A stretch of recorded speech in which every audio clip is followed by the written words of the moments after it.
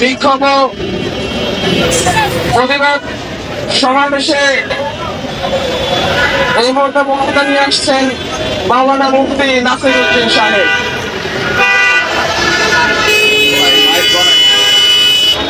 আলহামদুলিল্লাহ আলহামদুলিল্লাহ রাব্বিল আলামিন والصلاة والسلام على رسول الكريم।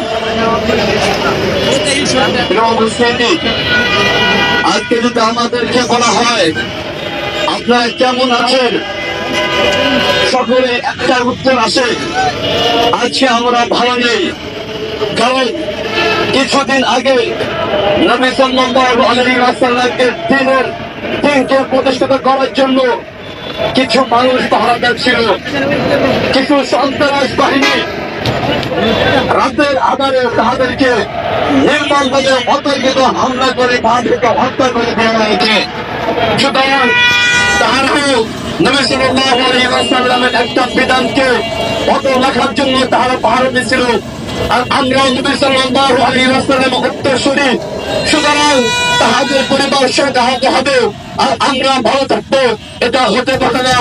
সুতরাং যদি আমাদেরকে বলা হয় আপনারা কেমন আছেন, আমাদের একটা উত্তর থাকবে তারা শহীদ হয়ে গেছে, আমাদের বাংলা শহীদ হয়েছে, তারা শহীদ হয়, আমরা কি করে ভালো থাকতে পারি? উপস্থিতি কিছু বছর আগে থেকে দেখতে পাচ্ছি আমরা যে সময় ইসলাম এবং জামাত একসাথে কাজ করতেছে, বাংলার বিভিন্ন অঞ্চলে বিশ্বের বিভিন্ন অঞ্চলে জামাত ইসলামের জামাত তাবলীগের জামাতের দিন প্রতিষ্ঠা করতেছে, সেই সময় ঠিক সেই সময় কিছু নাস্তিক সংগঠনের নজর পড়ে যায় এই তাবলীগ জামাতের মধ্যে। তারা এই তাবলীগ জামাতকে ধ্বংস করার জন্য পায়তারা খুঁজে তার খুঁজে পায় না, কিন্তু তার অবশেষে তারা এই তাবলীগের মধ্যে ঢুকে একটা ফিতনা সৃষ্টি করে এই তাবলীগকে ধ্বংস করার পায়তারা চলতেছে। উপস্থিতি তাদের এই পায়তারা শুরু হচ্ছিল না, কিন্তু কিছু বছর আগে দেখতেছি তারা এই সংগ্রাম চালিয়ে তারা এই বাংলাদেশকে অস্থিতিশীল করতে যাচ্ছে, এই বাংলা মানুষকে এই তাবলীগকে ঘৃণার সৃষ্টি করতে যাচ্ছে।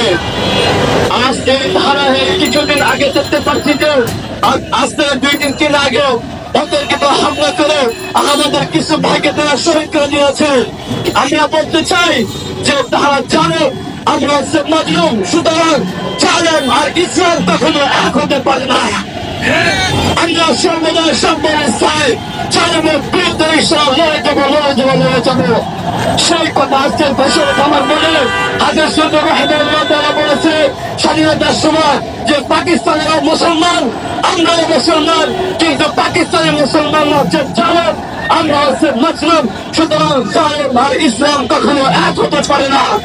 আমরা এটা বলতে চাই যে আমরা এই মাজলুমদের পাশে দাঁড়িয়ে এই জালেমদেরকে এই দেশ থেকে প্রতিহত করবো ইনশাআল্লাহ। সুতরাং জালেম ইসলাম কখনো এক হতে পারে না, এক হতে পারে না, এক হতে পারে না। আমরা এখান থেকে ঘোষণা করছি আমরা যারা খুনি করেছে এই খুনিদের সম্পর্কে আমরা ফাঁসি চাই, ফাঁসি চাই, ফাঁসি চাই। যদি ফাঁসি না দেওয়া হয় আমরা এখান থেকে আমাদের কার্যক্রম শুরু করছি, এরপর থেকে আমরা আরো তাতে গেল। যদি তাদেরকে ফাঁসি না দেওয়া হয়, যেমন ভাবে তাদেরকে মূল নেতা ওই ভারতবর্ষের পায়তারা করতেছে, সকলকে আমরা এই দেশ থেকে একটা বেঁধে এখান থেকে চলে দিল্লিতে বানানোই পাঠিয়ে দেবো ইনশাআল্লাহ।